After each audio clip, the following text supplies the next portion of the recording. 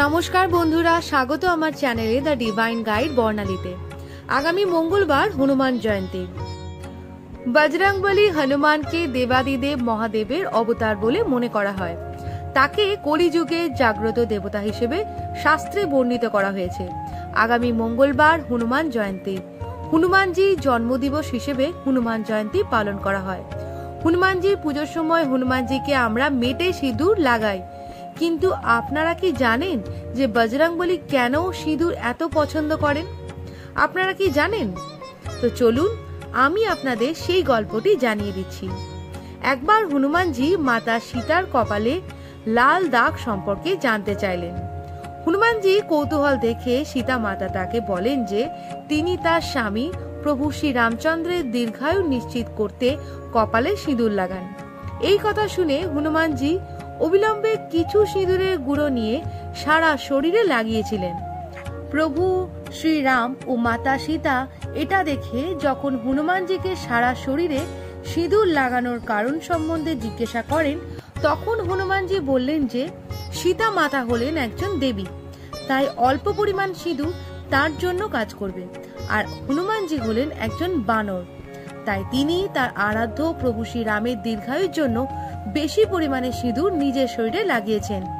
আসলে হনুমানজি তার আরাধ্য দেবতা প্রভু শ্রীরামকে খুবই ভালোবাসেন, তাই তিনি এটা ভেবেছিলেন যে মাতা সীতার একটু সিঁদুর লাগিয়ে যদি প্রভু শ্রীরামের এত উপকার হয়, তাহলে সারা শরীরে সিঁদুর লাগালে আরো বেশি উপকার হবে এবং প্রভু শ্রীরামকে চিরকাল অমর করে তুলবেন।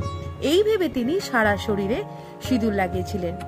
ভগবান শ্রী রামচন্দ্র হনুমানজির এই ভক্তি দেখে সত্যিই মুগ্ধ হয়েছিলেন এবং তাকে একটি বর দিয়েছিলেন যে ভবিষ্যতে যারা সিঁদুর দিয়ে হনুমানজিকে পুজো করবে তাদের সমস্ত বাধা বিপত্তি দূর হবে এবং সকল অভীষ্ট কার্য সিদ্ধ হবে।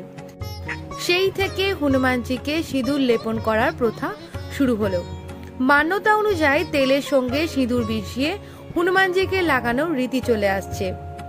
তবে হনুমানজি যেহেতু বাল ব্রহ্মচারী ছিলেন, তাই পুরুষরাই হনুমানজি সারা শরীরে সিঁদুরের লেপ লাগাতে পারেন। আগামী মঙ্গলবার হনুমান জয়ন্তী, তাই এই হনুমান জয়ন্তীর পূর্ণ লগ্নে হনুমানজিকে তুষ্ট করতে অবশ্যই সিঁদুরের লেপ লাগাবেন এবং লাড্ডু নিবেদন করবেন। হনুমান জয়ন্তীর বিশেষ তাৎপর্যও রয়েছে। বলা হয় যে বজরংবলী উপাসকদের সমস্ত রোগ এবং দোষ থেকে দূরে রাখে এবং সমস্ত ধরনের সমস্যা থেকে রক্ষা করে, জীবনের সমস্যা দূর করে এবং সুখ শান্তি বৃদ্ধি করে। যাদের শনির 7.5 চলছে, শনির ঢাইয়া চলছে, শনির দোষ থেকে মুক্তি পেতে চাইছেন, তারাও কিন্তু হনুমান জয়ন্তীর দিন হনুমানজির পুজো করতে পারেন।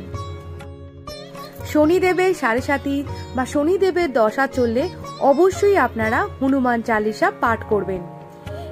এবার আমি আপনাদের এই বছরের হনুমান জয়ন্তীর শুভ মুহূর্ত বলে দিচ্ছি। প্রথম শুভ মুহূর্ত হচ্ছে 23 এপ্রিল সকাল 9:03 থেকে দুপুর 1:58 পর্যন্ত। আর দ্বিতীয় শুভ মুহূর্ত হচ্ছে 23 এপ্রিলই রাত 8:14 থেকে রাত 9:35 পর্যন্ত। মঙ্গলবার শনিবার হনুমান জয়ন্তী পড়লে এর গুরুত্ব বহু গুণ বেড়ে যায়, তাই আপনারা চেষ্টা করবেন এই দিন হনুমানজিকে তুষ্ট করতে। আজকের ভিডিওটা ভালো লাগলে অবশ্যই লাইক আর চ্যানেলটা সাবস্ক্রাইব করে দেবেন। জয় শ্রীরাম, জয় হনুমান।